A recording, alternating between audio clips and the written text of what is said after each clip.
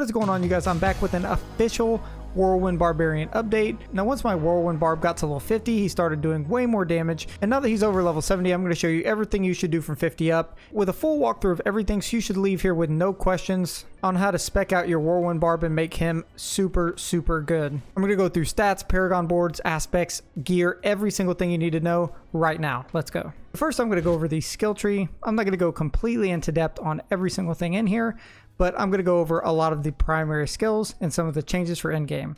So ideally, you're going to start off with Lunging Strike as your primary basic skill. Before level 50, you're going to have Combat Lunging Strike or Battle Lunging Strike. Once you get to endgame, you're going to get rid of one of these and reallocate that over to Iron Skin, which I'll go over in a minute. But once you get enough Fury Regeneration, that way you don't really have to worry about it, you'll take one of these off and reallocate it. Next, we'll go into Whirlwind, obviously, and we'll go into Furious Whirlwind for the most damage. And then we'll go into 3 out of 3 for pressure point, so that way we have vulnerable chance on enemies, which is going to be really important for this build. And then for our defensive skills, we're going to have obviously 5 out of 5 for Rallying Cry. And this is going to give us our movement speed buff and resource regeneration into Tactical Rallying Cry. That way we can regenerate our Fury and maintain it pretty consistently. Then we're going to go 5 out of 5 into Challenging Shout. That way we can get some damage reduction and some Fury generation also. So branch into Tactical Challenging Shout, as that's going to be one of our, again, primary shouts. And then once you get into endgame and you have full resource generation, meaning you don't have to necessarily worry about your Fury regeneration and running out of it in battle. That way you can finally go and replace your basic skill with Iron Skin. So Iron Skin is going to allow us to get a barrier that absorbs 50% of our missing life. And then once you go into Enhanced Iron Skin and Strategic Iron Skin, it's going to give us an additional amount to that barrier. And it's also going to give us 15% base life as Fortify, which you can also get doubled if you're below 50% HP. This is big because not only are we getting barrier, where we have damage bonuses and damage amplifiers for if we have a barrier on, but we also get damage bonuses and buffs if we're fortified. So we're going to be fortified primarily by our gear and our aspects, but this is another way we're going to get fortified even more, so that way we can maintain our fortify consistently and consistently get those damage bonuses. Next, we're going to go into brawling skills. So we're going to have 1 out of 5 initially on Warcry. I have 2 bonuses here from equipment. And then we're going to go into Power Warcry. So that way we get all of those damage bonuses, because this is a big damage bonusing skill. And then we're going to get 3 out of 3 on Booming Voice for shout skill effect durations. That way they last a lot longer. And then 3 out of 3 for Raid Leader and 1 out of 3 for Guttural Yell. The next passive we're going to grab is Aggressive Resistance for damage reduction, 1 out of 3. Then we're going to grab 3 out of 3 for Prolific Fury. That way, while berserking, we get Fury generation, and it's increased by 18%, giving us a bunch of extra Fury regeneration. Once we go down to our weapon mastery skills, we're going to grab Pit Fighter 3 out of 3 for 9% increased damage to close enemies.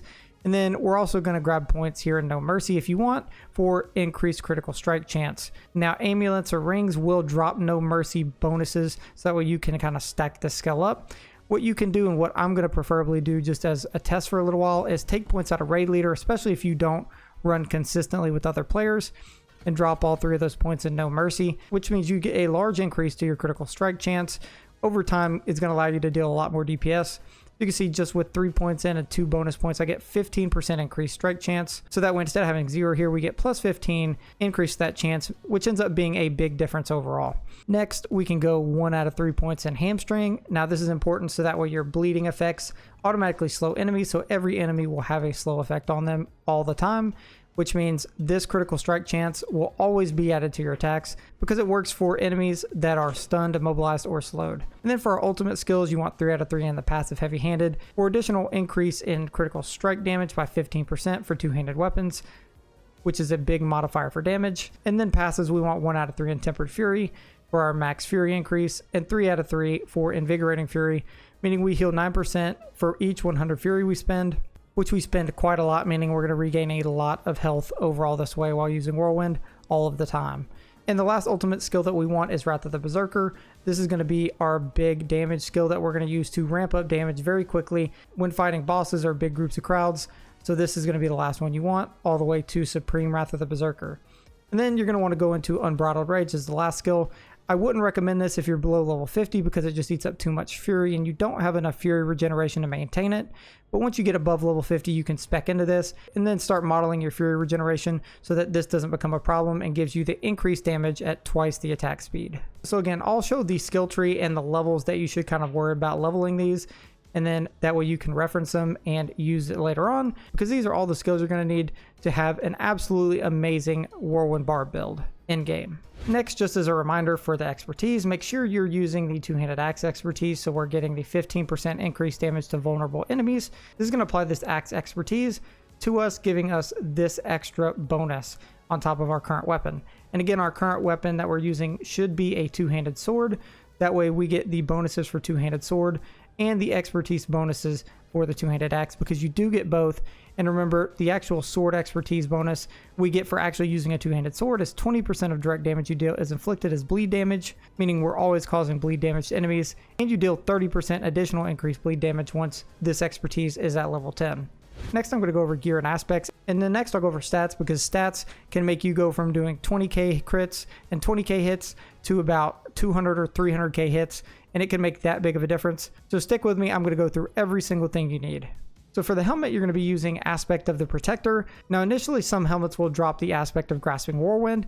You definitely want to make sure you have this on the build, and it essentially periodically pulls enemies to you and takes a group of enemies and pulls them directly to a center. That way you can hit them all at once instead of having to miss out on hitting people around the edge. So ranged enemies, and all the enemies will come in together and allow you to hit all of them at once, which will greatly increase your damage overall. So make sure this is on your helmet or Aspect of the Protector, because it makes it so when damaging an enemy, it gives you a large barrier, even way greater than your health most of the time, and gives you a lot of survivability on your build, especially early on.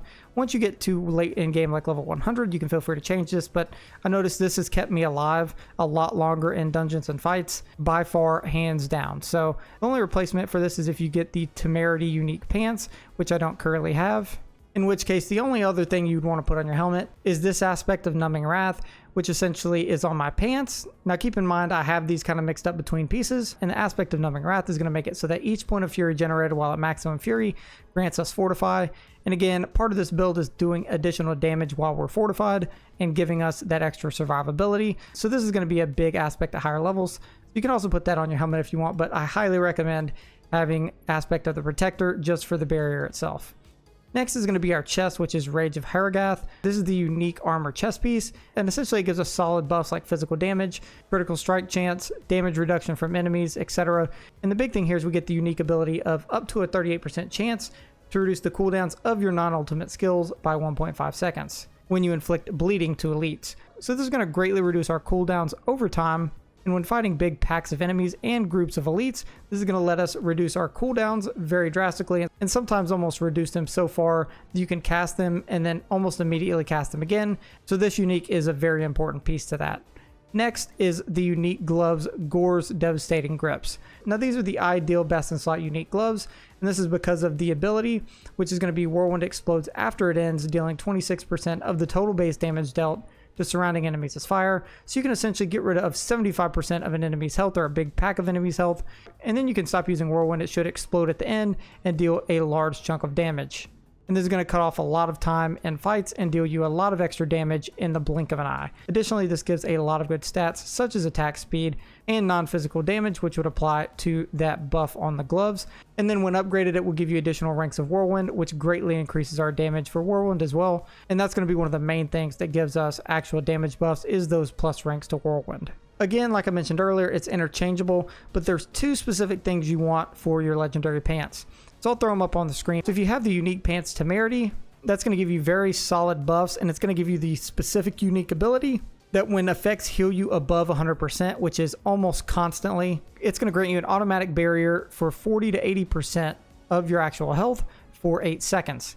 Now this is going to be a buff that we constantly proc, meaning you're constantly going to have a barrier on you. These are the best in slot for the Whirlwind Barbarian because of that huge buff. And again, we do additional damage when we have a barrier on, so this is a very key piece to have. Once you find it, make sure you throw it on. But all you have to worry about is if you have the Temerity pants, use them. If you don't, make sure you're using the Aspect of Numbing Wrath and the Aspect of the Protector, one on either piece of your gear. So one on your helmet, one on your legs. So it doesn't matter really which is on which, just make sure you have one of those on either of those two pieces.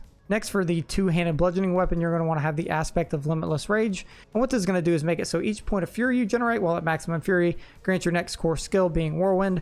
In my case, 3% increased damage, up to 45% increased damage. And the way the Whirlwind build initially works is you're going to maintain almost max fury all the time, meaning as long as you maintain max fury, meaning you're going to be dealing an additional 45% damage to enemies while your fury is at max, which it should be most of the time with this build. And again, that's a 45% damage buff, which is nothing to ignore. That's an insane amount of damage. So make sure to put that on your hammer or your two-handed sword. For your two-handed sword, you're going to want the aspect of the Dire Whirlwind, obviously. This is going to make sure your critical strike chance is increased by 6 to 16%. And this does double because it's on a two-handed weapon.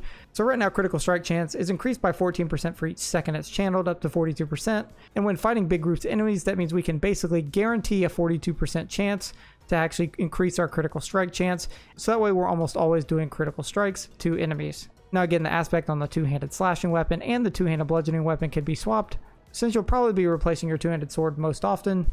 But either way, just make sure you have them on those two specific pieces of gear, and that will maximize the amount of damage you can do. Next, for our one-handed swords, one of them you're going to want to make sure you have the aspect of Berserk Ripping, meaning whenever you deal direct damage while berserking, you inflict 25 or 20 to 30% of the base damage dealt as bleeding damage to the enemy, and it's going to greatly increase the overall amount of damage we do. Now on the one-handed sword, what I specifically like to use is the aspect that makes critical strikes with core skills increase your attack speed for 5 seconds.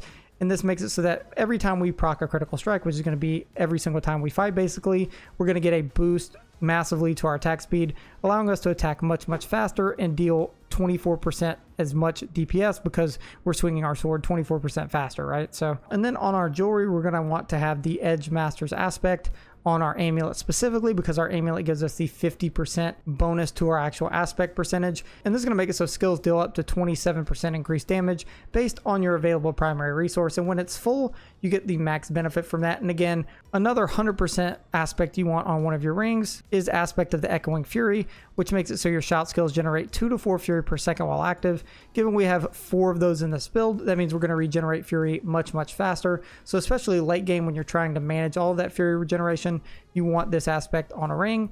And then your last ring, which I currently am looking for, is the Bold Chieftain's aspect ring. This is the best in slot ring, or basically piece for this build, because it reduces your cooldowns for your shouts dramatically. So once you find it, definitely put that on. Doesn't matter what other ring you have on, that is the primary one. But if that is the last piece of gear you have on this build, between all of those aspects, that will give you such an amazing DPS boost. You will be running through everybody in this game. Now for the primary stats for this build, this is one thing you specifically want and need to pay attention to, because I didn't focus on this early and it ended up costing me a lot of gold. So the thing that's going to make you do an insane amount of damage as a barbarian, especially a Whirlwind Barbarian, is going to be a couple things. So critical strike damage, which I'll show you here. Currently my critical strike damage is 244%. This is one of the main multipliers that is going to give us a ton of damage on basically any character, but especially this one. Vulnerable damage, which I have to 220%, is going to give us an insane boost as well. So that's one thing you specifically want on your actual weapons and gear. The other big multipliers are strength as a whole, which will increase our skill damage. And then finally, damage with core, which will increase our damage with core skills. This is also another big one and another big bonus. So when you're looking specifically for your weapons, there's going to be a couple things you want to prioritize.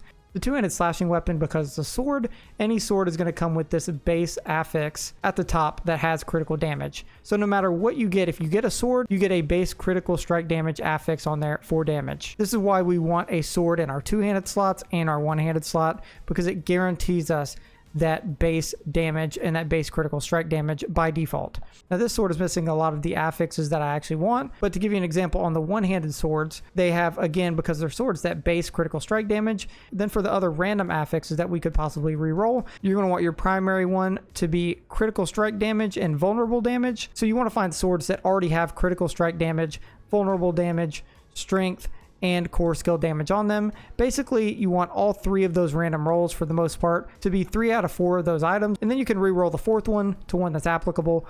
So you can see on this one-handed sword, I have critical strike damage, which is big. I wish I had critical strike damage again as a random, but I just haven't re-rolled it yet. I have 23% additional core skill damage, 76% strength, which is great, 38% to all stats, which is okay, and then 33% to vulnerable damage. The big thing to have on these weapons primarily is the critical strike damage and the vulnerable damage. As you can see on my two-handed bludgeoning weapon, I have a huge bonus, almost 60% to vulnerable damage and 53% to critical strike damage, as well as 168 strength at the bottom. And I'll live with those rolls any day, because those are 3 out of the 4 main stats I'm trying to get, which is boosting my overall attack multipliers through these two stats, vulnerable damage and critical strike damage, by a lot, because those are the two that are going to give you insane boosts to your damage. So those are the stats you want to look for: critical strike damage, vulnerable damage, core skill damage being third, and strength. If you have all of those stacked on almost all of your weapons, you're going to be hitting very, very hard. Now for your rings, again, you're going to want vulnerable damage where possible. You can see both of these rings, I have 28% vulnerable damage and 15% vulnerable damage. And the only other things you're going to want are mainly critical strike chance, if you can get it, and other things to do with critical strike. Those are going to be big bonuses, and resource regeneration, obviously, for your fury. So make sure you focus on those stats for your rings and for your amulets. Additionally, your amulet can give you +2 ranks to certain skills, and I got +2 ranks to the No Mercy passive, which automatically increases my critical strike chance, as you saw in the skill tree earlier, by an additional 6%. Also, it has damage reduction, damage with two-handed slashing weapons, which apply to my main weapon, giving me that overall damage boost, and a almost 10% cooldown reduction is something you also want to watch out for on all these pieces of gear, because this is going to make it so I can use my shouts much, much quicker, overall massively increasing my DPS. And for your armor, big things you want are cooldown reduction, so that way, again, you can reduce your cooldowns even further, critical strike chance if you can get it, physical damage additionally if you can get it, and other things like rank of Whirlwind on your gloves, and overall fury cost reduction or cooldown reduction, things that help your cooldown and your initial skills, or big damage multipliers like percent to physical damage, etc., things like that. And in one day of changing all of this stuff, it took me from hitting 30k crits at my max to about 300k crits with every Whirlwind strike that I do. So my Paragon board isn't completely finished, so I'll show you primarily what you want to focus on. So this is the starting Paragon board, and I'll just run through it really quickly so you can see it and pause it if you need to. And this is kind of what it's going to look like. Now, the main thing this Paragon board is for is primarily from levels 50 to 70, or from levels 50 to 75. You want to use this initial setup for your Paragon board. Now, this first route is going to take you to your glyph spot where you're going to use the exploit glyph. And what that's going to do is guarantee you make enemies vulnerable every single time you hit them. So this is going to put that vulnerable damage big multiplier into play, meaning you're going to hit really big crits on vulnerable enemies. And with the exploit glyph socketed here, you can basically make them vulnerable all of the time, and it's going to give us huge damage boosts. Secondly, you're going to want to go over here and grab this glyph socket, which is using Martial, and then once activated, it's going to make after casting a shout skill, the active cooldown of every other shout skill is reduced by 1.2 seconds, and it's going to greatly reduce our cooldowns, again, for our shouts, which a lot of our gear is already doing, but again, we're just adding to that here so we can use them on an almost infinite repeatable basis. And then the third board is going to be Disembowel, which means once you get rid of a bleeding enemy, is a 10% chance, again, to reduce the cooldowns of your non-ultimate skills by 1 second, again affecting our cooldown reduction. Now, once you get to about this third board and start heading up to the fourth board is when you'll be about probably level 70 to 75. Once you're level 70 to 75, what you should then immediately do is switch to the Endgame Paragon board. Now, the reason we're switching at level 70 to 75 is because there's some important glyphs in here that you should be able to get around level 70 to 75. And if you don't have them between 50 and 75, because you won't be able to reach them by then you'll actually end up missing out on a lot of damage on levels 50 through 75 or so. So once you reach level 70 or 75, I transitioned at level 70. You're going to want to take this Paragon board, and again, I'll just show it to you very quickly in case you want to pause and look at it. These are the boards up here. And what you want to do is start off with the Territorial board. And then once you get here, slot the Territorial glyph. Now, this is going to make it so that you gain 10% damage reduction against close enemies. Once you get this fully leveled up, you're going to get a huge bonus to damage reduction to close enemies, making you very, very tanky. You're then going to come up here and jump into the Exploit board. And then you're going to throw down Exploit in this board. And this is a big one, obviously, that we already talked about, that you want to make sure you have, which is why we wait to go to this Paragon board, where it makes enemies vulnerable for 3 seconds, because making enemies vulnerable and vulnerable damage for this build is important and it's needed for this build.